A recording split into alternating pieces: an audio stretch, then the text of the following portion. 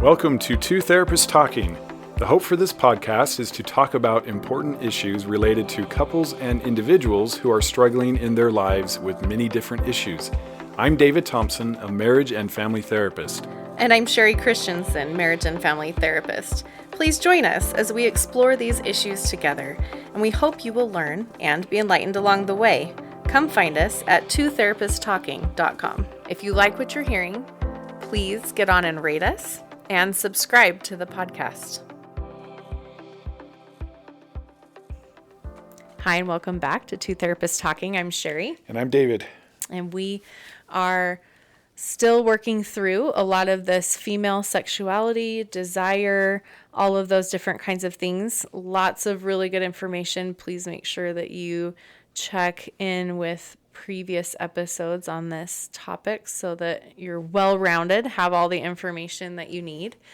But we just really wanted to spend a lot of time on this issue because female sexuality comes up so much. It deserves a lot of time. It deserves a lot of time. It gets brushed over and brushed under the rug a lot. And I think, we're taught as women oftentimes to do that, and that our sexuality isn't really about us. It's about the men in our lives, when in reality, this is a huge piece and such an important piece for us to have for ourselves. Right. I'm reminded of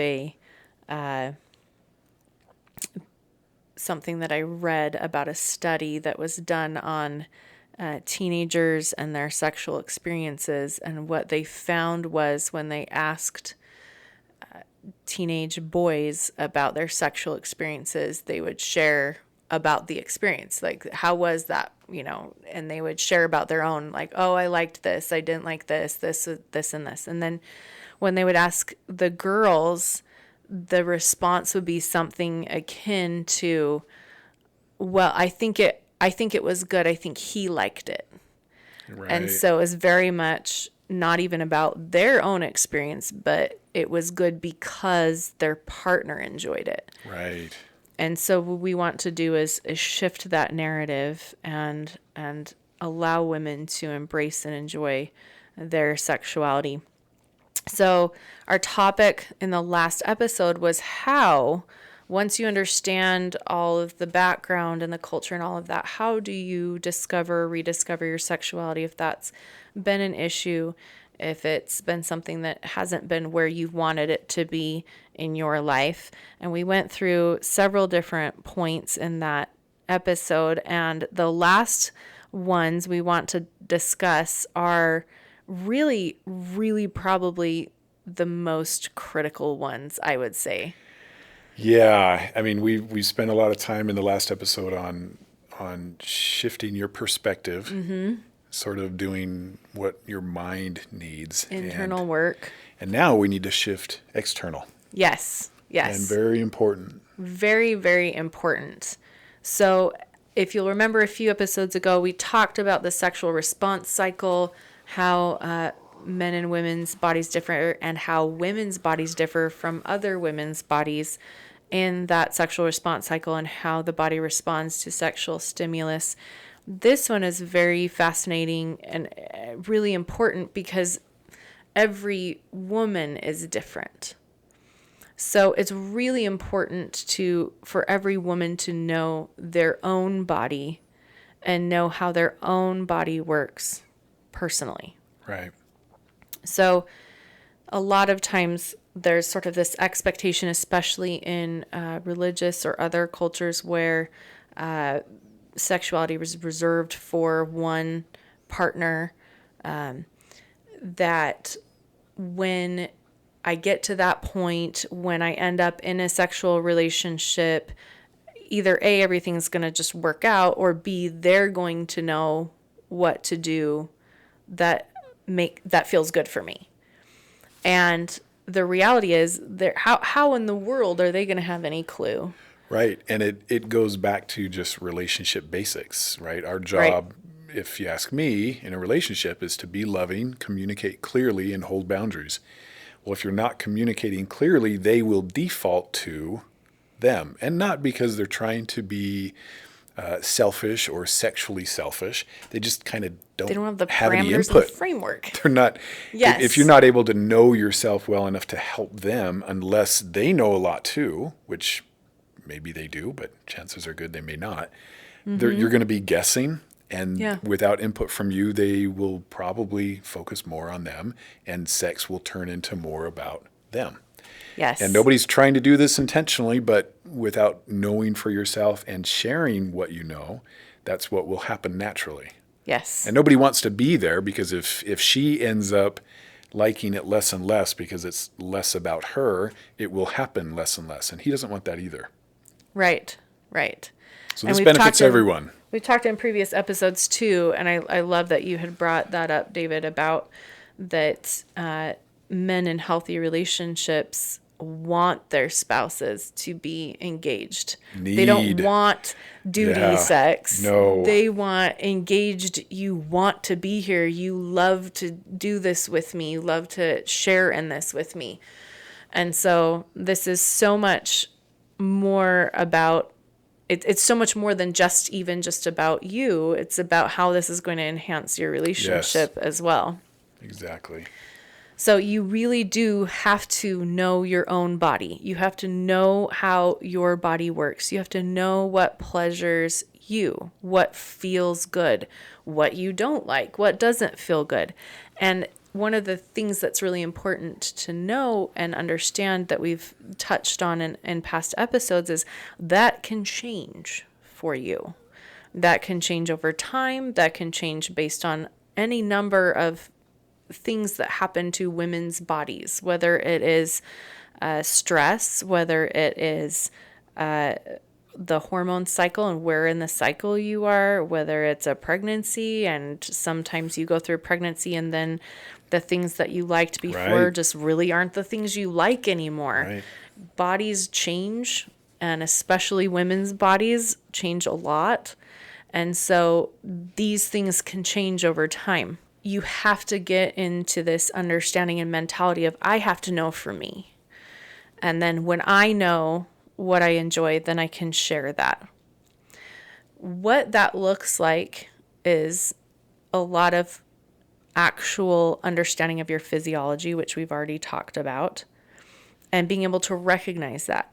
Remember, we've talked in past episodes about that it's much easier for men to be aware of their bodies and what arouses them and all of those different kinds of things, because their genitalia is, for the most part, external, right? It's all external.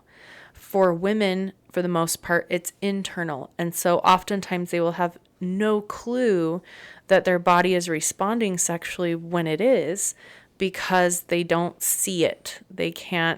They're not interacting with it like men typically will end up doing with their bodies. They can see it, they can feel it. It's very external. So as you're going through this process, you've listened to these past episodes, you understand what is supposed to happen or what does happen when the body is aroused, and now you need to understand and see how that is with your own body.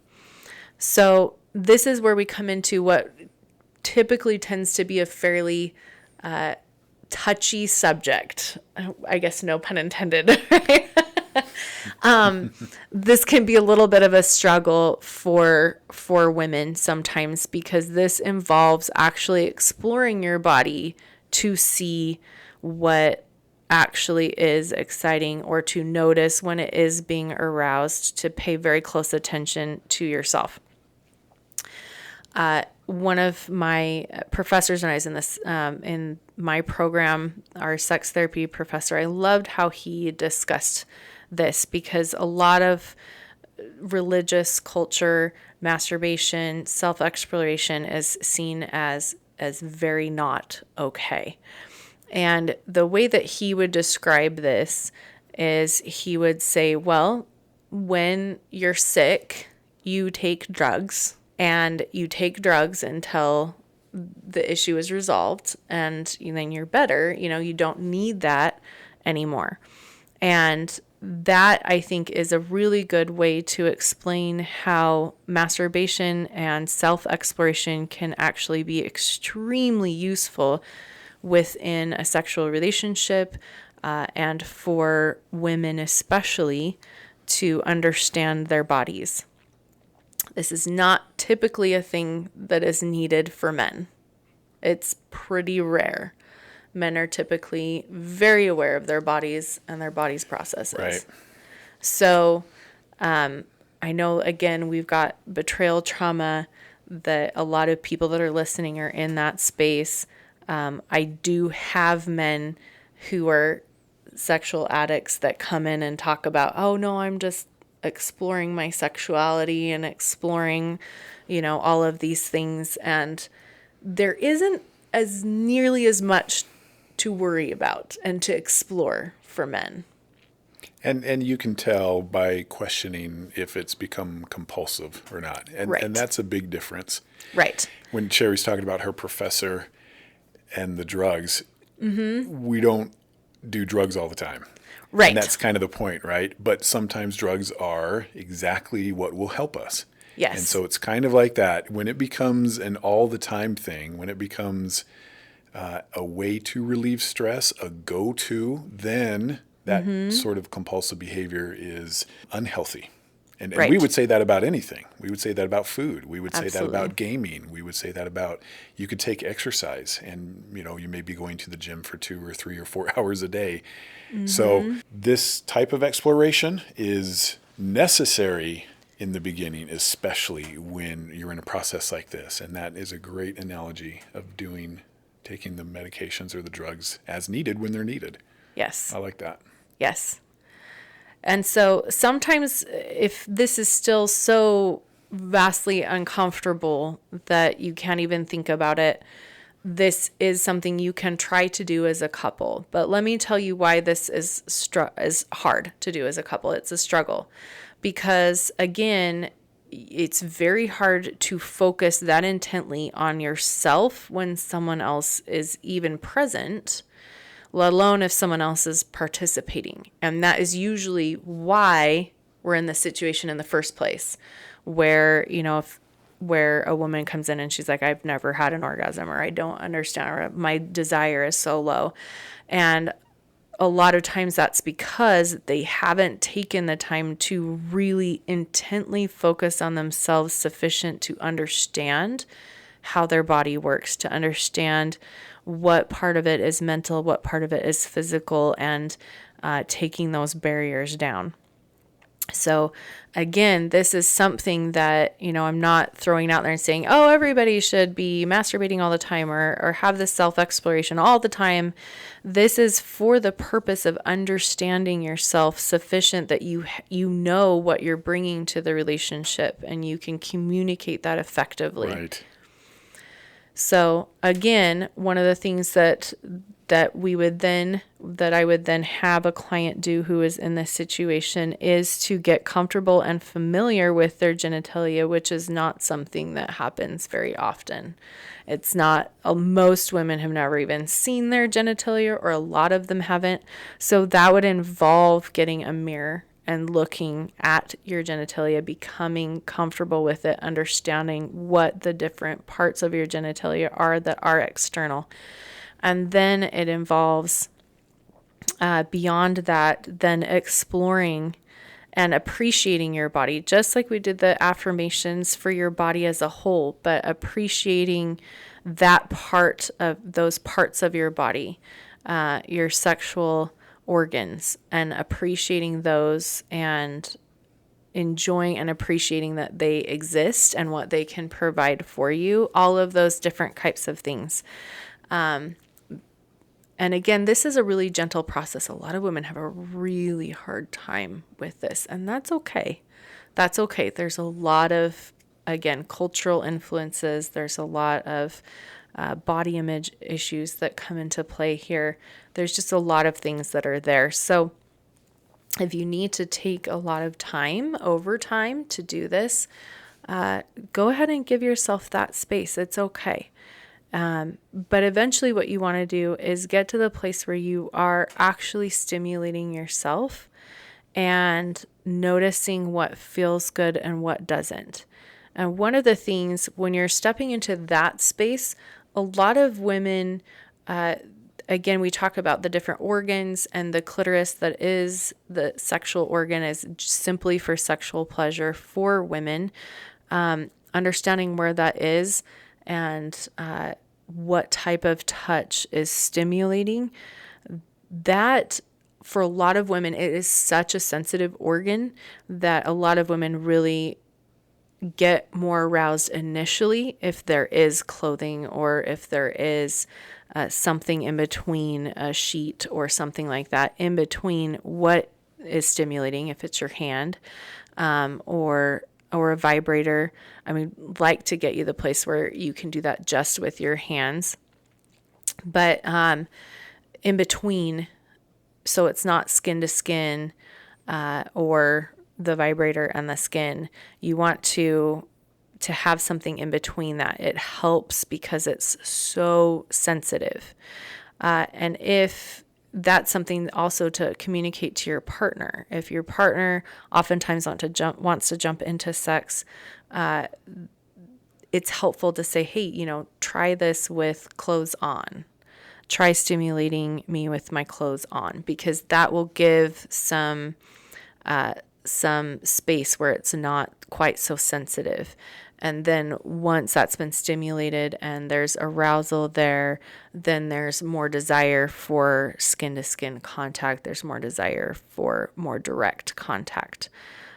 So again, you're going to want to do a lot of exploration and noticing what works at the beginning, what works when you're more stimulated and more aroused, what different types of things to do. And that will give you information about your own sexuality and appreciating this incredible body that you have that can do these incredible things, but also gives your partner information that you can give them and say, hey, I realize I really like this, or I don't like this. So you want to get to the place where you can arouse yourself to orgasm. And that can take a while at the beginning.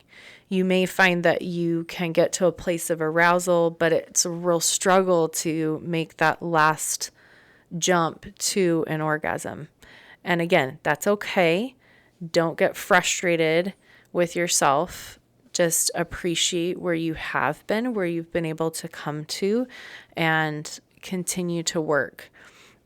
As you are able to more and more, you're going to be more comfortable with what works, what doesn't work, and you can shorten that time frame. But it can take quite some time at the beginning. So make sure as you're doing this that you feel totally safe and comfortable. Make sure you're warm. Make sure the door's locked. Make sure the atmosphere feels very comfortable, where you're not worried about people walking in or interrupting or other things like that. So just create a lovely environment for yourself to have this experience of exploring the incredible body that you have, and give yourself a good amount of time to be able to do that. And again, you're going to want to practice that until you can bring yourself to orgasm in a relatively, like, not a very long period of time. And that gives you that information to then go back and take that to a partner so that they know what you like, and so that you know what you like, and the two of you can then deepen and develop that sexual relationship. Perfect. Great description. Great job. So it's a lot of information, and that can be a really tricky spot to kind of get over that hesitation initially. But again, remember, this is a specific something to help for a specific period of time, so that you understand and can help your partner understand yourself and what makes you you and what you enjoy. And that brings so much more depth and wholeness and enjoyment to your sexual relationship. It's not just for you. It should be for you. But then the ripple effect is it enhances your sexual relationship with your partner so much more. Yep. And it is your body. Yes. And hopefully you know your body well, and that only helps them. Yep. So thank you for joining us. And as we're talking about some of these sensitive topics, but hopefully ones that can really help enhance your relationships and your own appreciation for your body. And we're confident that they will. And so we hope that this has been helpful and you find a way to apply this in your life. We'll see you later. Thank you for listening to Two Therapists Talking. We look forward to sharing more conversations with you. Connect with us at twotherapisttalking.com or email podcast@twotherapisttalking.com. If you like what you're hearing, please get on and rate us and subscribe to the podcast.